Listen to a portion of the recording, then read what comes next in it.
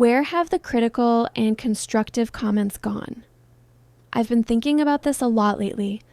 This video isn't about one bad comment. It's about how commentary spaces no longer know how to disagree. And once you understand that, everything else in this video makes sense. After reading the comments under my cat's eye video, around the same time, one of my favorite commentary creators came back with a video titled something like, "Commentary viewers have gotten really dumb." And the more I sat with that, the more I realized, yeah. Unfortunately, I agree. This is about how commentary spaces no longer seem to know how to disagree at all. It's become increasingly rare to see someone push back in a way that's actually critical and constructive. Most disagreement now skips the argument entirely and jumps straight to a verdict. You're wrong, you don't get it, this is dismissive. There's no explanation, no engagement, just a conclusion. And once that verdict is delivered, the conversation is effectively over. That's why one specific interaction stood out to me so much. When I shared my thoughts on people getting mad at Tarzan, I already suspected my take might come across as in defense of him. Someone disagreed with me, but instead of shutting the discussion down or attacking my character, they explained how people were connecting my point to the larger issue surrounding him. They laid out why, for others, it wasn't just about that one detail, but about a broader pattern. That didn't change my opinion. I still think the criticism was somewhat nitpicky, but it did add context I was missing. It helped me understand why people felt the way they did and how they were interpreting the situation. And that's the difference. The goal of a comment doesn't have to be to change someone's mind, it just has to add something. Clarity, context, a different angle, anything that moves the conversation forward. That kind of engagement feels rare now. And I think that loss is part of why commentary spaces feel so hostile and stagnant. Disagreement has stopped being about understanding and started being about dismissal. This showed up very clearly with my cat's eye video. I talked about the sexualization of the older members and how adulthood is constantly used as an excuse to gloss over or dismiss exploitation entirely. We've normalized this idea that the moment someone turns 18, critical thinking is supposed to stop. But their adults gets treated like it carries moral weight when it doesn't. And I explained exactly why it doesn't. So when people respond with, "but they're adults anyway," it's baffling. I already addressed why adulthood doesn't erase power imbalances, industry pressure, or exploitation. Repeating an argument that's already been dismantled isn't a counterpoint. It's just refusal to engage. One comment, though, actually opened the door to a real conversation. Someone said that Lara dresses herself that way and that asking her to dress differently would be weird. That's a valid entry point. That opens up a discussion about personal style versus stage styling, about how an idol's offstage aesthetic might influence how companies present them on stage. That's how discourse is supposed to work, not this. So let me respond to that properly, because nuance still matters. I can agree that Lara's personal style may align with her stage image while also acknowledging that this doesn't mean she isn't being sexualized or exploited by her company. Those things can coexist. Her liking a certain style doesn't erase the fact that corporations profit from sexualization. That's not a moral defense. It's a business reality. It's a killing two birds with one stone situation, not proof of ethical intent. And this is what feels missing from commentary spaces now, the ability to hold more than one idea at the same time. Everything gets flattened into binaries, good or bad, right or wrong, supportive or attacking. There's no room for layered analysis, no room for discomfort, no room for discussion. This collapse shows up even more clearly in the kind of comments that don't even pretend to engage. You click on a commentary video and tell me I'm whining and that I should get a job. That doesn't even make sense as a response.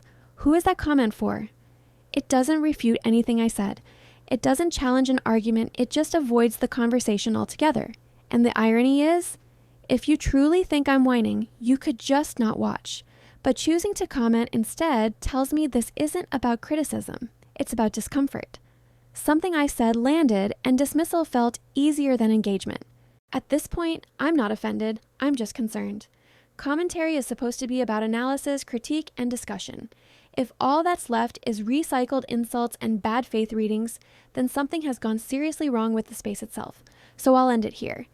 I didn't make this video to be agreed with. I made it to be engaged with. I'm open to disagreement. I'm not open to dismissal. And if we've lost the ability to tell the difference, that's the problem I'm talking about. Let me know what you think. Is this just my audience, or is this a wider issue with commentary culture right now? When people say that think pieces take the fun away, what they're really expressing is discomfort with accountability interrupting their enjoyment. But K-pop, like any entertainment industry, doesn't exist in a vacuum. It involves real people, many of them young, impressionable, and operating in systems where they don't always have full control over how they're presented, marketed, or consumed by the public. This is exactly why I keep saying that K-pop fans are some of the biggest enablers of systemic problems in the industry. Fans don't just defend idols. They often end up defending harmful practices, questionable corporate decisions, and behavior that should never be normalized. And yes, the over-sexualization of minors is harmful, no matter how uncomfortable that truth makes people. Companies continue to push these boundaries because they've learned something crucial. The moment a fan's favorite idol is involved, critical thinking often disappears. Morality, ethics, and basic logic get replaced with blind loyalty. What fans believe they're doing is protecting idols, but in reality, they're often protecting corporations. Corporations that have repeatedly shown that profit will come before the long-term well-being of the artists under them. When fans rush to shut down criticism, they create a shield for those in power. That shield tells executives, stylists, producers, and creative directors that there will be no real consequences for their choices. You're not helping idols by doing this. You're teaching companies that they can push inappropriate concepts, sexualized choreography, suggestive lyrics, and adult styling onto minors, and fans will still defend it, excuse it, or downplay it. What makes this even more troubling is the refusal to separate idols from the systems that control them. Criticizing a company's decisions is not an attack on an idol. Saying an outfit, concept, or song is inappropriate is not blaming the person wearing or performing it. But fans often blur that line because it's easier to label concern as hate than to engage with an uncomfortable reality. This kind of reaction shuts down meaningful discussion. It silences people who are genuinely worried about the long-term mental, emotional, and physical impact on these young artists.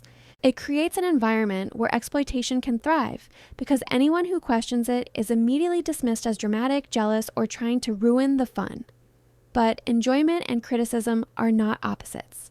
You can love the music, the performances, and the culture while still questioning the systems behind them.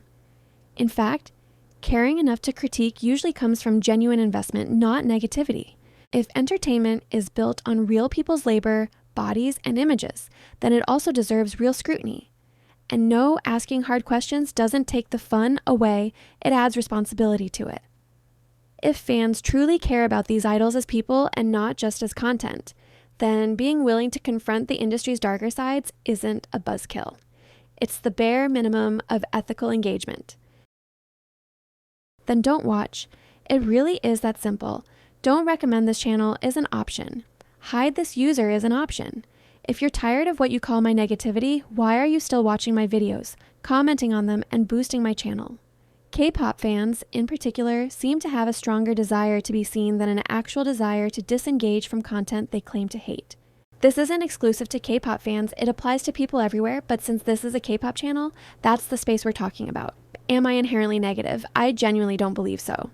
I give my opinions on things I find interesting. I've made defense videos for Annie. I've defended Manon. I have videos about Jennie. I even made a spaghetti video. Nothing I've done comes from a place of malice. Whether or not that matters to you is irrelevant. But I do want to at least explain my side. The reality is that many fans don't want to hear anything unless it's positive. They want praise, not discussion. I'm not going to find the bright side in something that clearly doesn't have one just to make people comfortable. Take Ayeon, for example. She gets criticism for her dancing and singing. That's something coaching and time can help with, not coddling. Jennie gets hate too, and if she weren't selective with her performances, people would have less to talk about. That doesn't mean she won't get dragged, but in that case, it's not hate, it's criticism. The problem is when legitimate criticism is treated like hate. However, Jennie and Wonyoung are two idols who quite literally breathe and still get dragged for it. That's the environment we're in. Back to the main point. There is only so much you can do, and one of those things is simply not engaging. I don't like bunnies acting as if New Jeans and especially Minhee Jin are saints, but do I go into their comment sections or watch content I dislike? No. I block it. I move on. I don't engage with content or people I don't like. There is a K-tuber I genuinely dislike. You know what I do? I don't watch their videos, I don't comment, I ignore them completely.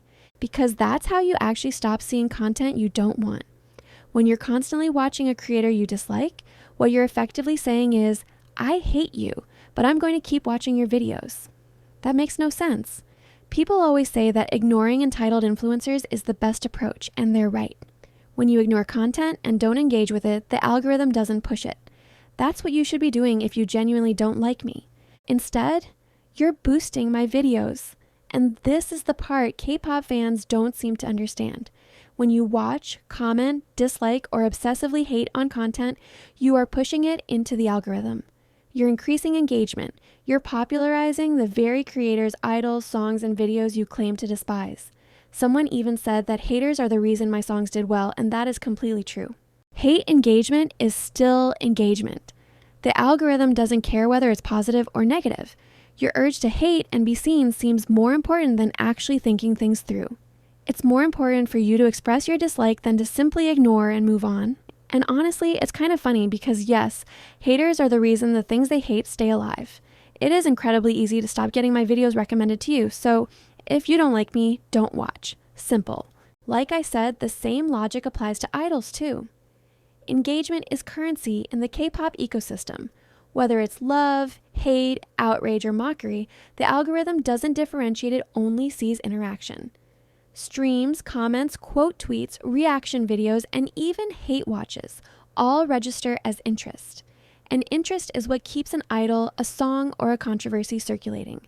When fans say they can't stand a certain idol but still tune in to every comeback and performance, comment under every post, and participate in every discourse thread, they're doing the exact opposite of what they claim to want. They're amplifying that idol's presence. They're helping the very thing they dislike stay visible, relevant, and profitable.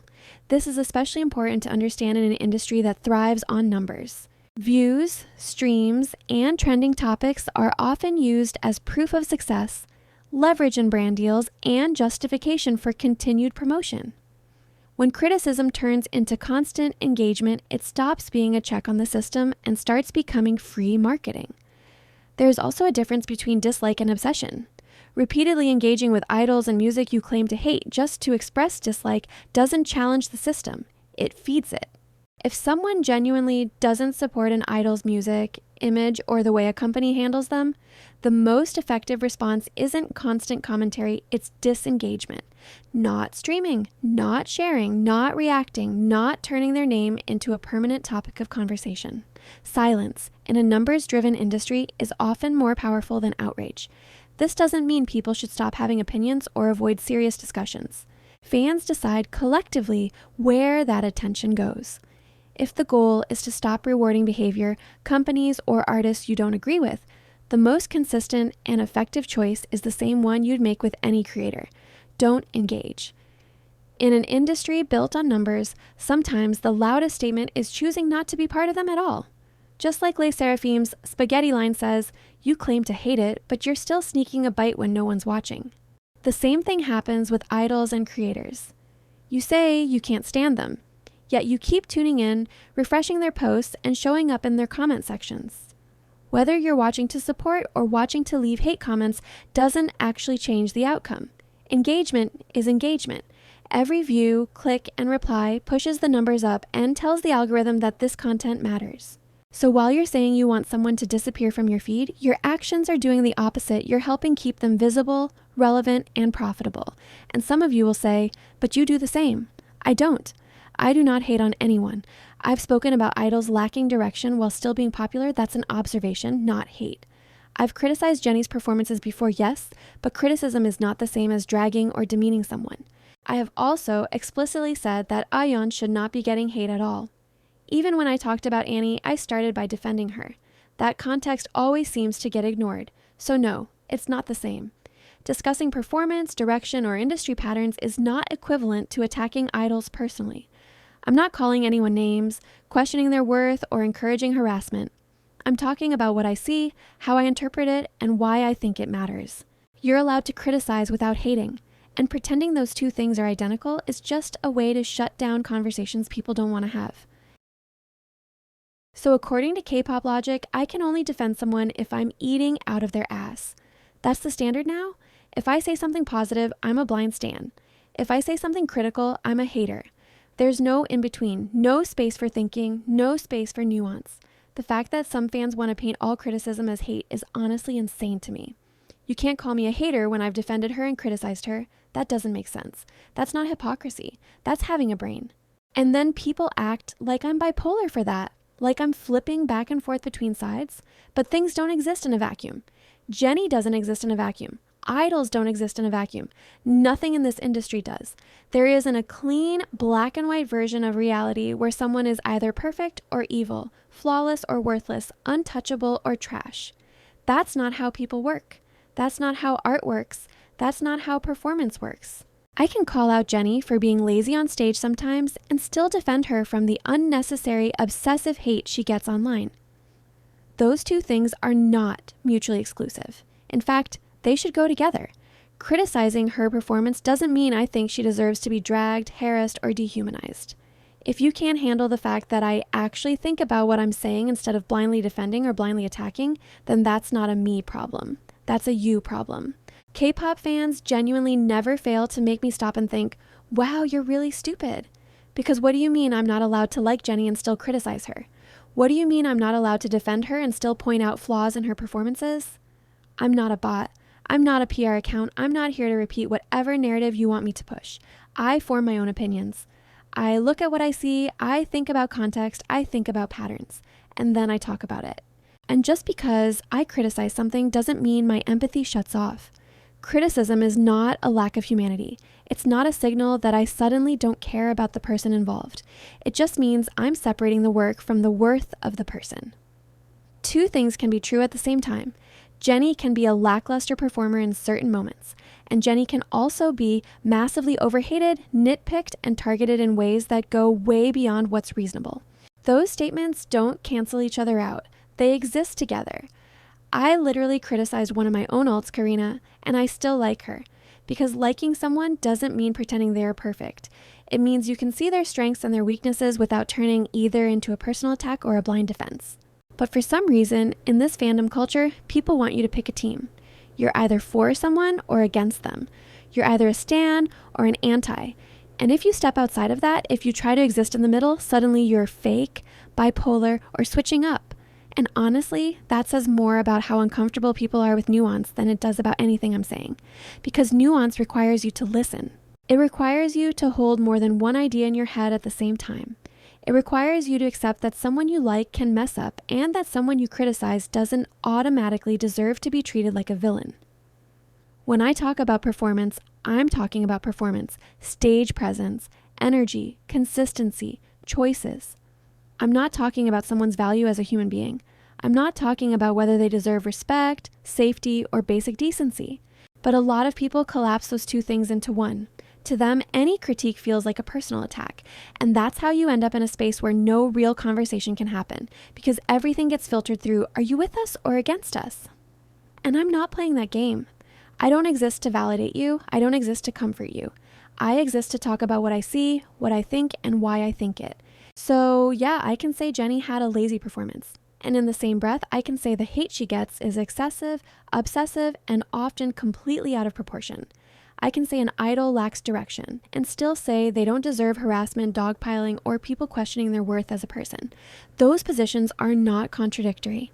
They're actually consistent because both come from the same place, treating idols like people, not characters in a fandom war. And if that makes some of you uncomfortable, if that doesn't fit neatly into your stan versus hater boxes, then honestly, that's fine. I'm not here to fit into your boxes. I'm here to think. I'm here to talk. And I'm here to keep the conversation more complicated than love them or hate them. I hold YG responsible for the way Ayeon was trained, the techniques she was taught, and the way her voice is being pushed and shaped. At the same time, I also hold Ayeon responsible for the choices she makes on stage in the moment, her energy, her control, and how she blends with the rest of the group. This isn't about hate or trying to tear her down. It's about accountability. Both the system and the performer can share responsibility simultaneously. The company influences the foundation, but the performer ultimately decides how they execute, respond, and express themselves in real time. If that means holding her accountable, then so be it. Acknowledging these factors doesn't make it personal criticism. It just recognizes the shared roles in what we see on stage. All right, that's it for today's video. If you enjoyed this breakdown, don't forget to hit that like button and subscribe so you don't miss any future content. Drop your thoughts in the comments. Thanks for watching, and I'll see you in the next one.